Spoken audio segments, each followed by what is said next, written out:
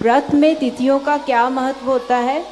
व्रत में तिथियों का क्या महत्व होता है और व्रत हमें तिथि के अनुसार ही करना जरूरी होता है क्या? व्रत में तिथियों का, व्रत में तिथि का बहुत बड़ा भूमिका है। तिथि एनर्जी देती है।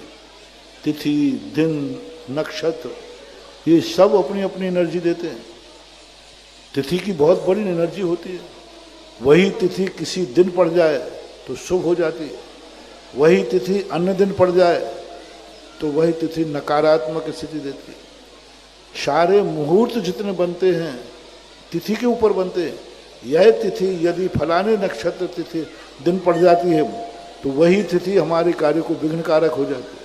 वही तिथि यदि किसी दूसरे दिन पड़ जाती है तो वो शुभ लक्षण देती है। इसलिए जितना ज्योतिष है, शगुन है, वो तिथियों पर आश्रित है। और तिथि का एक बहुत बड़ा साइंस है, व्यवस्थाएं हैं। ये तिथि ऐसे ही नहीं है तुम्हारी तारीख जैसी 1 2 3 4 5 6, ऐसा नहीं है। हमारे यहाँ तिथियों का बहुत बड़ा गुणा भाग है और हर तिथि 24 घंटे अपना रूप बदलती है। वही तिथि सुबह टाइम अलग रूप देती है, 3 घंटे के बाद फिर अलग स्वरूप देगी, 3 घंटे के बाद फिर हर पहर के बाद तिथि अपना रूप बदलती है। प्रातःकाल का रूप उसका अलग है। एकम के संबंध में आता है, परमागमन न कीजिए चाहे सोने की होए। बुंदेलखंडी का परमा यानी शुक्ल पक्ष की एकम। परमागमन न कीजिए चाहे सोने की होए।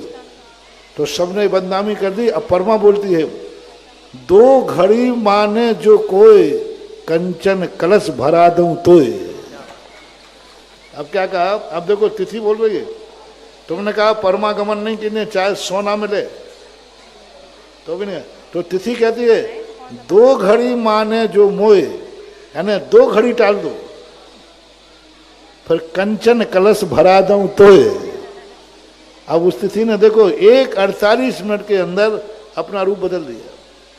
ये जो मुहूर्त होते हैं, चौघड़िया होते हैं, एक ही तिथि में 8 चौघड़िया दिन के और 8 रात के पड़ते हैं।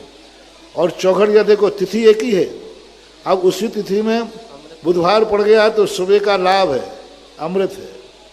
उसके बाद फिर वो काल का, शुभ का आधा है। एक तिथि में 16 परिवर्तन होते हैं, 16 शक्तियाँ होती हैं। अब तिथि एक है, दिन एक है और 16 परिवर्तन, एक में शुभ हुआ, एक में लाभ हुआ, एक में काल हुआ, एक में ध्वंस हुआ, एक में रोग हुआ। अब उसमें तिथि एक ही है। तो इनका प्रभाव है, ये बहुत शोध के विषय हैं, सिद्धांत और साधना के विषय हैं और साइंस भी इसमें गर्भित है। महाराज श्री, जो व्रत जिस तिथि में कहा गया उसी में करना चाहिए, आगे पीछे भी कर सकते हैं?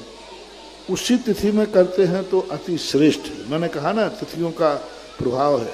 ऐसे ही नहीं दिया गया कि रविवार के दिन 2 पारसनाथ का व्रत, ऐसे ही नहीं दिया गया कि रविवार को नमक नहीं खाना, ऐसे ही नहीं दिया कि सोमवार को हरी नहीं खाना। इसका साइंस है, क्योंकि रविवार का जो दिन पड़ता है वो उग्र होता है, तेज होता है। उस दिन शरीर की ऊर्जा बढ़ती है, इसलिए उन्होंने कहा रविवार को नमक नहीं खाओगे, दोनों फायदा, व्रत भी पल जाएगा और ब्लड प्रेशर भी कंट्रोल रहेगा।